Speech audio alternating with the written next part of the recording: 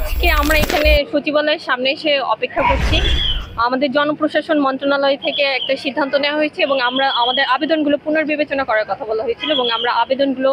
জমা দিয়েছি। 217টি আবেদন জমা পড়েছে এবং আমরা আজকে আশাবাদী যে আমাদের যদি কোনো ধরনের ফৌজদারি কোনো অপরাধের সাথে সংশ্লিষ্টতা না থাকে বা রাষ্ট্রবিরোধী কোনো কর্মকাণ্ড বা কারোর এগেনস্টে যদি কোনো ডিসিপ্লিনারি অ্যাকশন না নেওয়া হয়, এইগুলো ব্যতীত আমাদের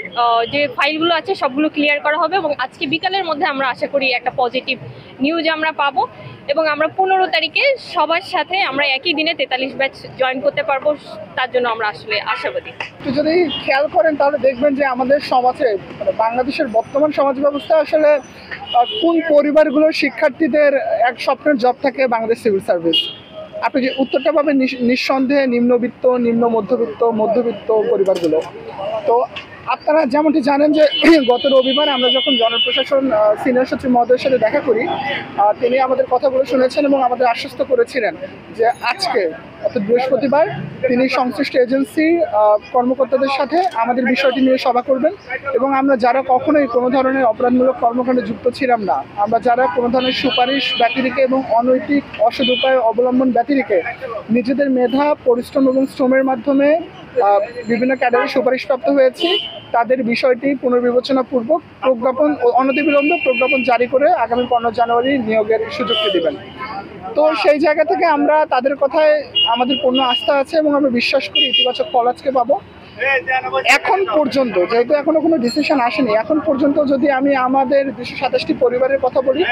আমরা অনেকেই সরকারি চাকরিতে ছিলাম, অনেকেই চাকরি ছেড়ে এখন বেকার অবস্থায় আছে, অনেকেই বিশেষ ক্যাডার হওয়ার পর নতুন করে কোনো চাকরিতে যোগদান করেনি, চাকরিতে আবেদন করেনি, অন্য আরেকজনের কর্মসংস্থানে নষ্ট না হবে বলে তারা নতুন করে কোনো চাকরির ভাইবাতেও দেয়নি। এই যে আমাদের 227টি পরিবার চরম দুর্দশাগ্রস্ত, আমি বলবো যে মানে আমার জীবনের সবচেয়ে বড় শত্রুদের জীবনেও যাতে এমন দিন দেখতে না হয়, তারা এতটাই দুর্দশাগ্রস্ত একটা সময় আমাদের পরিবারগুলো পার করছে। তো সেই জায়গা থেকে আজকে যদি সত্যি আমাদের জনপ্রশাসন মন্ত্রণালয় এদেশের তারুণ্যের আকুতিটি শুনে, তাদের মনোভাবটি শুনে একটি ইতিবাচক সিদ্ধান্তে আসে, তাহলে আমাদের এই 227টি পরিবার শুধু না, এদেশের যত তরুণ রয়েছে, যত নিম্ন মধ্যবিত্ত বা মধ্যবিত্ত পরিবারগুলো রয়েছে যারা চায় তাদের সন্তানের বিশেষ ক্যাডার হবে, তাদের মুখে হাসি ফুটবে, সেই পরিবারগুলো বেঁচে থাকার একটি নতুন সহায়, নতুন অবলম্বন পাবে। আমরা বিশ্বাস করি কোনো নেতিবাচক ফলাফল আসবে না, কিন্তু কোনো কারণে যদি কোনো ধরনের নেতিবাচক ফলাফলের মধ্য দিয়ে যেতে হয়, আমি মনে করি যে এই 227টি পরিবার শুধু না, এদেশের যত নিম্ন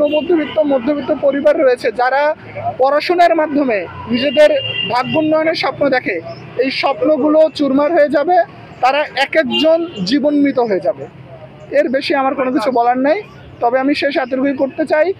আমাদের মধ্যে এই বিশ্বাসটুকু আছে, আমরা যেহেতু কোনো ধরনের অনৈতিক অসৎ উপায় অবলম্বন করে বিশেষ ক্যাডার হয়নি, আমাদের সততা, আমরা আমাদের মেধা, যোগ্যতা এবং পরিশ্রমের মাধ্যমে বিশেষ ক্যাডার হয়েছি এবং যেহেতু আমাদের জনপ্রশাসন সিনিয়র সচিব মহোদয় আমাদের কথাটি শুনে আমাদের আশ্বস্ত করেছে, আমরা যারা কোনো ধরনের অপরাধমূলক কর্মকাণ্ডে যুক্ত ছিলাম না, তাদের সকলের বিষয়ে আজকের সভা থেকে ইতিবাচক সিদ্ধান্তে আসবে এবং অনতিবিলম্বে প্রজ্ঞাপন জারি করে 15 তারিখ আমাদের যোগদানের সুযোগ দেবে। আমরা সেই আশাবাদের মধ্যেই আছি, তাদের সেই আস্থার উপর আমরা বিশ্বাস রাখতে চাই। এবং যদি ইতিবাচক সিদ্ধান্ত আসে তাহলে সেটা অবশ্যই সবার জন্য, পারিবারিকভাবে হোক, সামাজিকভাবে হোক, এবং এখানে হচ্ছে বিসিএস দিয়েছে, আমরা হচ্ছে একটা রুটি রুজির বিষয়, সবার রিজিকের বিষয়, আমরা সবাই একটা ইতিবাচক সিদ্ধান্তের অপেক্ষায় আজকে এখানে আমরা সবাই জমায়েত হয়েছি।